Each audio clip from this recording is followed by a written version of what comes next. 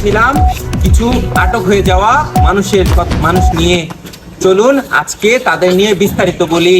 DID বয়েস নামের একটি ইউটিউব চ্যানেলে বেশ কিছুদিন ধরে ভিডিও করত কয়েক যুবক। তবে তাদের রিচ কমে যাওয়ার জন্য কিছু যুবককে গ্রেপ্তার করা হয়েছে, তাদেরকে আটক করে রাখা হয়েছে এক পুরাতন বাড়িতে। আজকে আমরা চলে আসছি তাদের কাছে, তো চলুন বাকিটা তাদের মুখ থেকেই শুনে আসি।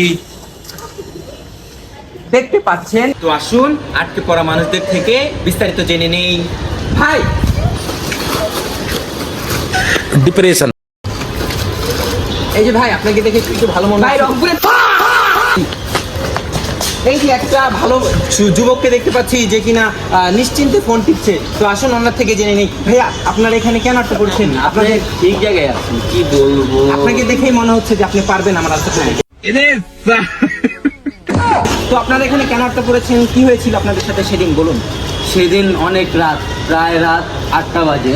তো ওই টাইমে আমাদেরকে ডিআইডি বয়েজ নামে এক বড় গ্যাংস্টার ফোন দিয়েছিল। তো ফোন দেওয়ার পর আমরা গেলাম। আমরা তো অনেক আবার ফেমাস, তো 4-5 জন লোক আমাদের সাথে যায় না, আমি একাই গেছিলাম। ডিপ্রেশন। তো যাওয়ার পর ঠিক আছে, হ্যাঁ ঠিক আছে। তো যাওয়ার পর আমরা ঠিক আছে ওই রাক্ষসের হাতে আটকা পড়ি। তো আমাদের সাথে 2 টিম মেম্বার ছিল। হঠাৎ 2 টিম মেম্বার সহ আমাকে আটক। তো আপনাদেরকে আটক করার পর আপনারা স্থানীয় কোনো পুলিশের কাছে কেন যাননি?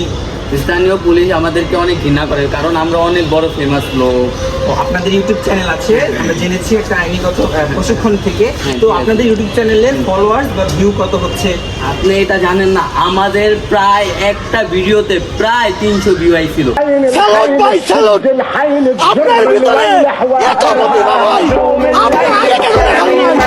আপনি ভাই কি বলবো, আমাদের ফলোয়ারের সংখ্যা জানেন আপনি? আমাদের ফলোয়ারের সংখ্যা হলো 83টা। কি বলবো, কি কাদের সাথে কথা বলি তো তাই ফোনে কিভাবে বাঁচবো? তো গাইস, দেখতে পাচ্ছেন যুগে যুগে নির্যাতিত হচ্ছে এমন অসংখ্য যুবক। শুধুমাত্র একটি ইউটিউব চ্যানেল খোলার কারণে তাদেরকে আটকা পড়ে থাকতে হচ্ছে। কিন্তু সরকার কি কোনো পদক্ষেপ নিবে, নাকি এভাবেই যুগে যুগে আটক হয়ে থাকবে হাজারো মানুষ? তো সরকারের কাছে একটাই আবেদন করব, যাতে আমাদের এই অঞ্চলের মানুষগুলোর প্রতি একটু নজরদারি করে এবং ইউটিউবারদের প্রতি সে লক্ষ্য রাখে।